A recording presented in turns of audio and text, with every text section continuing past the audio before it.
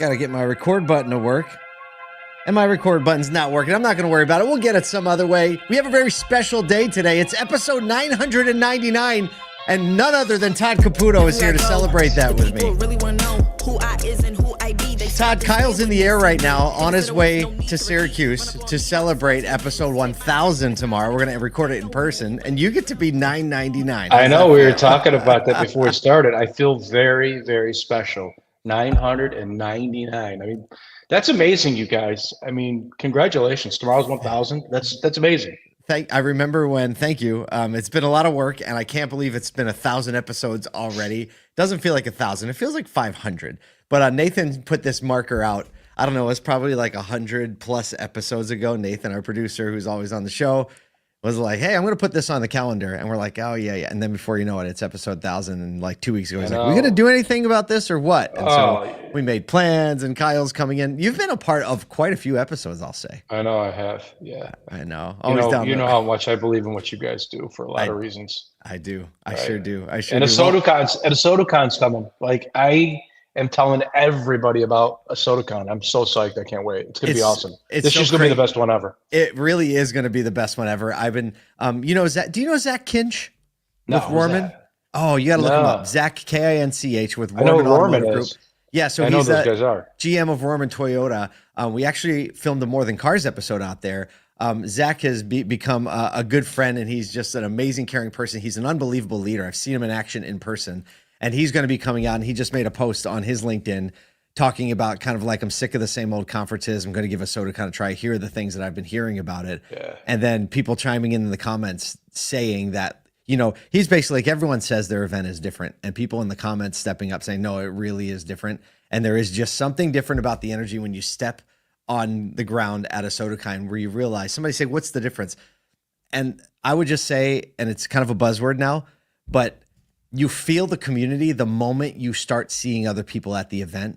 There's when you walk in and you check into the hotel, like as soon as you walk through the door, and like, this is not like some kind of sales pitch to get people to go. Like, it's real. What happens there is 100% real. You're right. And it's just the moment you start meeting people and realizing that everyone there is excited to be there, and they're excited to see who the other people there are. It's nothing like anything else I've ever experienced in the auto industry. So you can get your tickets at ASOTUCon.com. We're adding speakers and sessions pretty much regularly at this point. There are a bunch of topics. We're going to be covering all the important topics to run your dealership, and the dealerships are trying to figure out what the best way is to navigate. And we're talking about sales opportunities, marketing, AI, fixed operations, mobile service.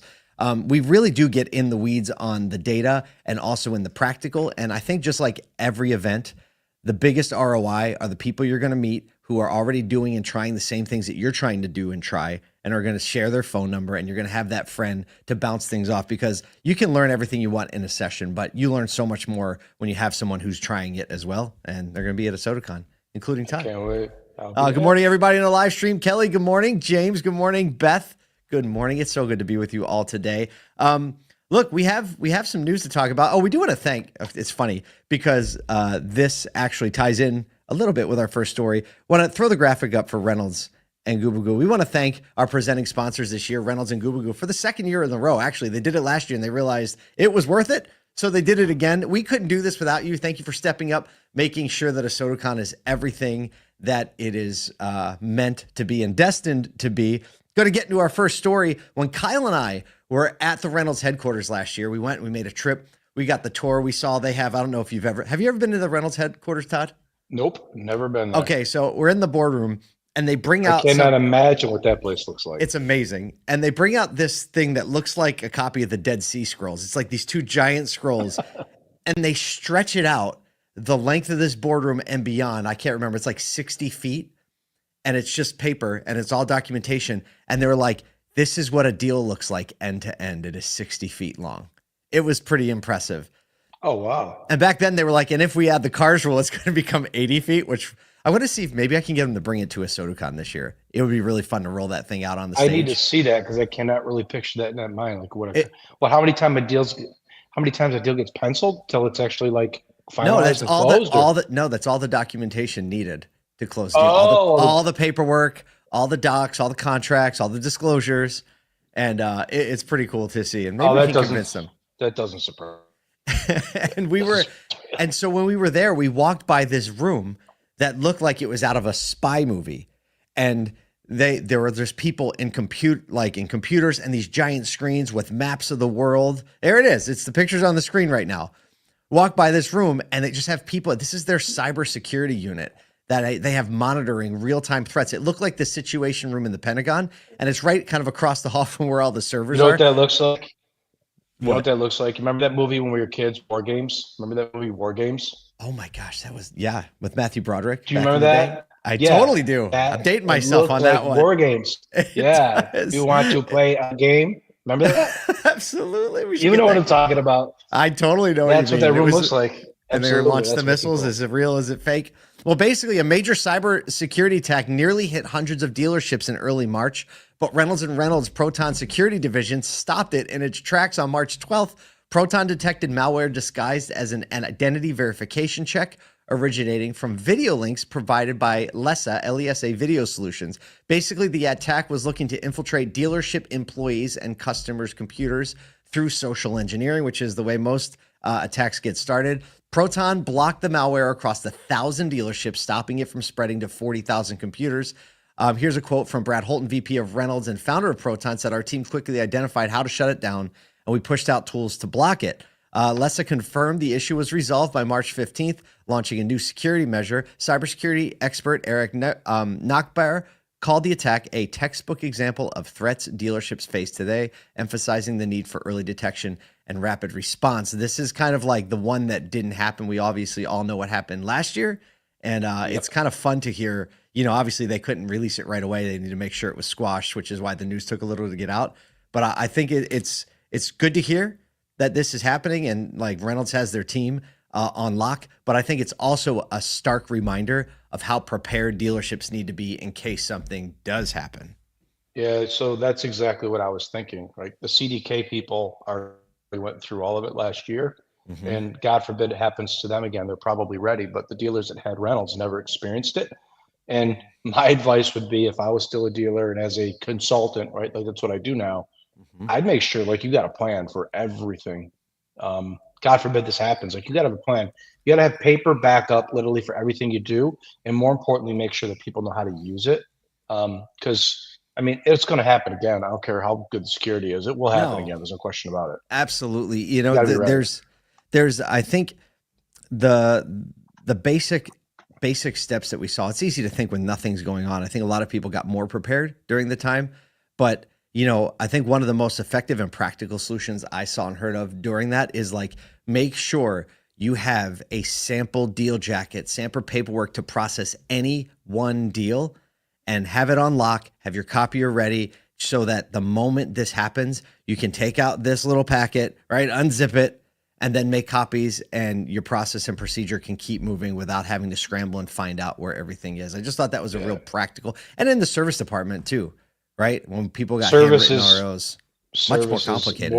Service is way more of a nightmare than sales. I can tell you that straight up. Oh my gosh, it is. And then the people in accounting, let's pray it doesn't happen again, right? But got to be ready.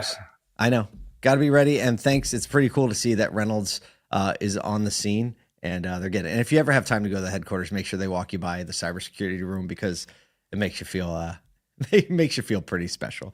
Speaking of pretty special, segue time. One dealership got a ruling. Basically, a judge has ruled that Ford improperly used its right of first refusal to block auto dealership partners, that's the name of the company, from acquiring a dealership, ordering the automaker to pay $18 million in damages. The right of first refusal, many know, allows automakers to reject a dealership buyer in a sale and substitute their own buyer, sometimes using it to close or purchase the store outright. Ford used its right of first refusal in 2019 to prevent the sale of a Ford dealership in Benton, Arkansas, but Circuit Judge Timothy Davis Fox found Ford, quote, engaged in deceit and fraud by misleading the original buyer about the deal's approval. Auto Dealership Partners was awarded $16 million in punitive damages and $2 million for financial harm from the altered transaction. Larry Crane Jr., co-owner of Auto Dealership Partners, said the verdict, quote, upholds the principles of fairness in the automotive industry while Ford maintains it followed legal procedures and is going to appeal the ruling. I figured that there would be an appeal. I mean, Always. of course. They're not gonna be like, fine. Yeah, I mean, that's a long, detailed conversation when you talk about buy sells and ROFRs and things like that. Like, that's not anything simple. My advice, if I'm a dealer and I'm looking to acquire other franchises, which a lot of other dealers are very much aggressively looking to grow, you got to make sure your house is really in order already in the franchises that you currently have. Because if they're not, the factory is going to look very, very close. And if for some reason the factory doesn't want you there, they will look to find any reason they possibly can to not allow you to make that acquisition, and they'll exercise their first right. So we know what that is. That's sales effectiveness, it's CSI, and we can go on down the list. So that's important, right? Keep your house in order. This year is going to be interesting, that's for sure. We're mid-March and got a long way to go this year. Yeah, we do. Do you think so? I feel like in situations like this too, it's where I've seen a vast array of dealership focus on relationships with their OEMs. Some straight up contentious, like it's us against them, and some going as far as Mr. Sioka, Greg Sioka Sr. of the Sioka Auto Group, puts it basically in his core values that they will intentionally value and like cultivate the OEM relationship, seeing them as the most essential partner. And so I feel like that's one of the best ways. And that mindset is probably the contentious mindset is the one that I think sets the stage for situations where the OEM is going to push back and try to leverage their power as much as possible to put who they want in the store. This court and this ruling, obviously, the courts are an important check and balance because it's business, right? So people are always leveraging and a lot of people are just pushing it to the line to see, because that's basically what business is a lot of time, right? Like how can we exert our leverage to try to get the best deal possible? And I think rulings like this are just a reminder that there is a balance and there's a check, and we'll see what happens with the appeal. But if not, it's going to be a pretty big check. I think that, it's a win-win for both the dealer and the OEM if there's a good relationship between the two. And the customer. And the customer, of course, it's extremely important. And, look at if you're Ford or Nissan or anybody else, you want to have a dealer or dealer group, or even if it's a large public or a large private, really representing your brand properly. And I don't have a problem with that, right? I think where dealers sometimes get upset, and rightfully so, is when there's unreasonable expectations from a manufacturer to maybe spend money on certain things that the dealer has to spend money for. Like things to do with, the dealerships themselves, the buildings, the furniture, certain software that they may, I don't want to use the word force, but in a lot of cases they're forced to use, in a lot of cases, inferior software, right? Or have an inferior process that they may be better at. And I think that's, that's what your dealer associations are for. That's what NADA is for, your state dealer associations, and your dealer boards, right? And that's why it's important. I think dealers are always in communication and have a good have a good relationship with the OEM. It's really, really, really important, right? They got to get along. Yeah. Speaking of getting along. Stop. Segue. Time. All right. This next topic, Todd, you and I have a good past on EVs. We have some recent adventures on this one. How is your EV, by the way? I meant to ask you that. It's good. I can see it from my window. It's parked outside, and I got my charging routine on lock, especially because I have a level 2 charger out front of my building here. I haven't been to a gas station since I bought it, right? Never had a stop. Obviously. And I've never had to publicly charge. I mean, this, I guess, could be considered public, but this might as well be a private charger that I installed here. Did you get a charger at your house yet or no? Nope. Oh, you got to get a charger at your house. I don't know if I do. Really? Well, think about it. I come here 5 days a week and I spend 8 hours here. Why would I ever need to charge at home? Yeah, I'd still have a charger at your house anyway. I know. It's just, I want to get one. You got to have a backup for the backup, my friend. Well, the backup is the 110. I can get, 5 miles. No, that's completely never going to happen. No, you should get a charger at your house and then set it to charge at night when it costs less money to actually charge. You should be able to adjust it so not when you plug it in, but at certain times of night, Yep. When It'll it start at costs like less 10 money, p.m. or whatever. or 10 like or that. 11 or midnight or whatever, Yep. and it'll charge to it. Like that's the way to do it. I Yeah, will. that's the way I to do will it. get Like, one. I've already been kind of like, I've kind of uncertain on where I want to put it. So this has like slowed my urgency to do it. Like, let me park it in the garage because I'm trying to figure out where I want to park it. And you know, it's a big vehicle. So well, the further away it is from your panel, the more money it costs. yeah, that I do know. So right. you Because got to it's the get it cabling. closer to the panel. You can get the better, the less expensive it is, but Yeah, it's worth right. every penny. I would definitely do it. All right, I'm gonna do it. I'll let you know when I do. Okay. But the Trump administration plans to eliminate EV tax credits, weaken pollution rules, and cut charging infrastructure funding. Could definitely slow EV adoption, according to new data. Basically, while EVs continue to grow, the tipping point for mass adoption is maybe going to be pushed off further into the future. Analysts are saying ending federal EV support could reduce EV sales by 40% by 2030 and put factories at risk of closure. President Trump, congressional Republicans are looking to cut incentives, halt charging station funding, and block California's emission rules. Princeton and Harvard studies estimate 8.3 to 9.9 million fewer EVs on U.S. roads by 2030 if these policies are rolled back. Here's a quote from Ed Kim, president and chief analyst of Auto Pacific, says everything that's happening politically couldn't have happened at a worse time from the point of view of EV adoption. While Gal Tal, director of Electric Vehicle Research Center of UC Davis, says it's clear based on the evidence there's no inflection point, no significant market growth without strong public policy support.